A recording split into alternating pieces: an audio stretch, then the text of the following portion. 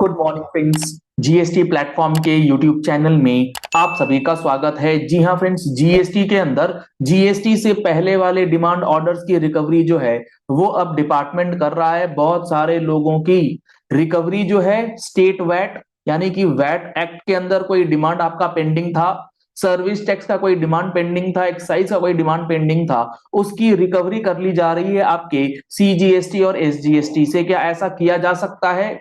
और ऐसा करने से पहले आपके पास क्या कोई डिमांड ऑर्डर या कोई नोटिस वगैरह आएगा या नहीं आएगा? आज का ये सेशन इसी के ऊपर है। बेहद इंपॉर्टेंट ये अमेंडमेंट जो है जीएसटी के रूल्स में किया गया है, जिसके अंदर एग्जिस्टिंग यानी कि जीएसटी से पहले अगर आपका कोई असेसमेंट का कोई डिमांड वगैरह पेंडिंग है, यानी कि वैट में आपने असेसमेंट कराया था, उसमें डिमांड डिटरमाइंड है, कोई केस करा हुआ है आपने, उस केस से रिलेटेड कोई अमाउंट आपका पेंडिंग है, तो उसको रिकवर करने के लिए क्या करना है प्रॉपर ऑफिसर को, जहां पर लोगों को परेशानी आ रही है। तो इसके लिए रूल 142 कैपिटल ए ये ऑलरेडी नोटिफाइड है, जो कहता है procedure for recovery of dues under the existing laws.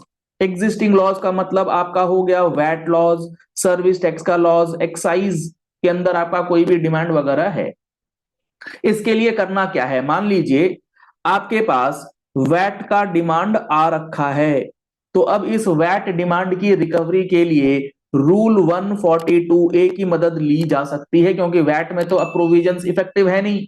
30 जून 2017 के बाद वैट की रिकवरी कैसे होगी? हो नहीं पाएगी। तो अब इसकी रिकवरी के लिए आप एसजीएसटी का पैसा रिकवर कर सकते हैं और आपको 142 ए का प्रोसीजर जो है वो फॉलो करना है। तो यहां पर जो सबसे इंपॉर्टेंट बात है वो ये है कि a summary of order issued under any of the existing law creating demand of the tax, interest or penalty or any other dues which becomes recoverable consequent to the proceedings launched under the existing law before or after the appointed day, यानी कि 1 जुलाई से पहले या 1 जुलाई के बाद VAT के अंदर let suppose आपका कोई असेसमेंट चल रहा था या आपका कोई डिमांड ऑलरेडी कंफर्म हो चुका था और वो डिमांड अभी भी पे नहीं हुआ है और वो रिकवरेबल हो गया है, लेकिन अभी तक एग्जिस्टिंग लॉ में रिकवर भी नहीं हुआ, यानी कि वो पेंडिंग है, आउटस्टैंडिंग है, तो उसे रिकवर किया जाएगा अंडर दिस एक्ट जीएसटी के अंदर। और उसकी रिकवरी के लिए आपको सबसे पहले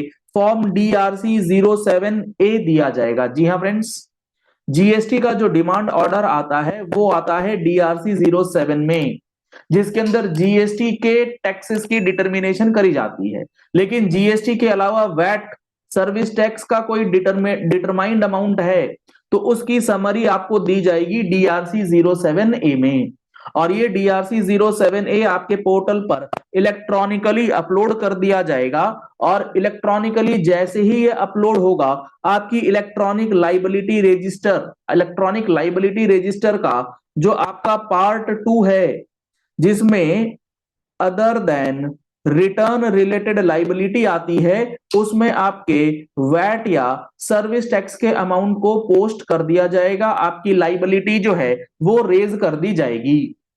अब आपको इस अमाउंट का पेमेंट जो है वो करना पड़ेगा। अगर मान लीजिए वैट का डिमांड है तो आपका वैट डिमांड आपके यहाँ एसजीएसटी में रिकवरेबल दिखेगा, एसजीएसटी की लाइबिलिटी में चला जाएगा।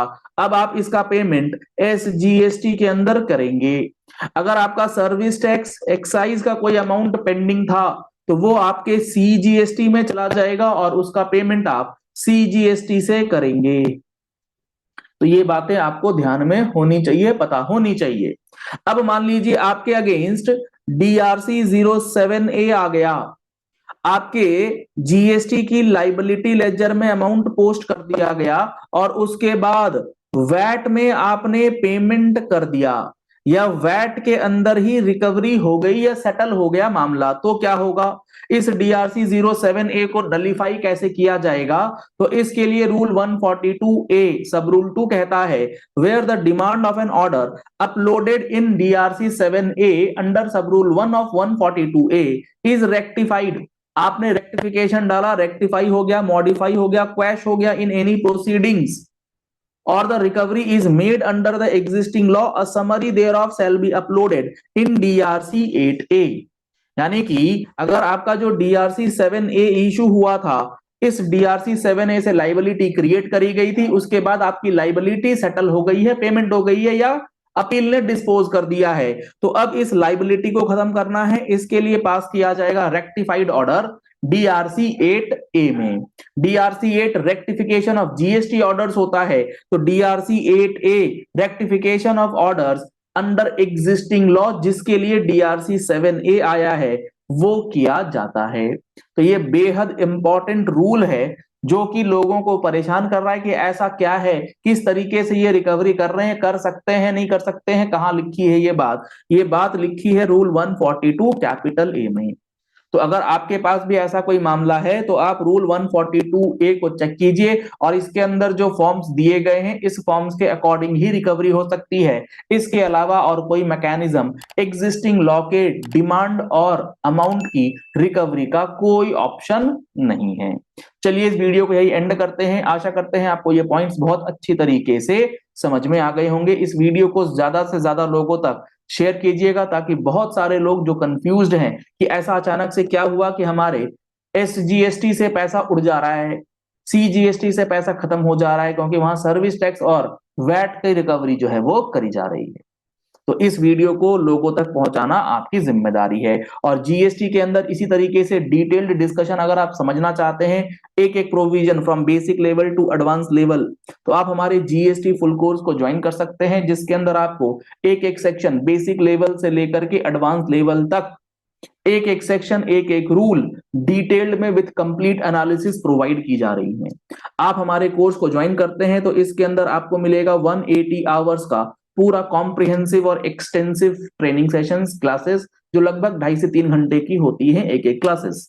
इसके अंदर आपको लाइव प्लस रिकॉर्डिंग दोनों सेशंस अवेलेबल कराए जाते हैं।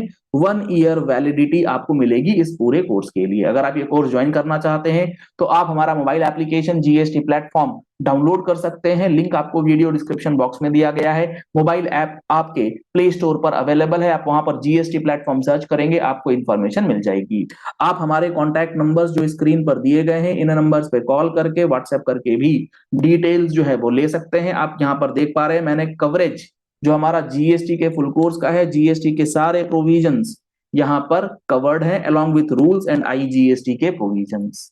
तो इसमें आपका कोई भी पॉइंट, कोई भी इशू आपसे मिस नहीं होगा। कंप्लीट अंडरस्टैंडिंग के लिए आप GST प्रैक्टिस के लिए ये कोर्स ज्वाइन कर सकते हैं। Thank you and have a nice day.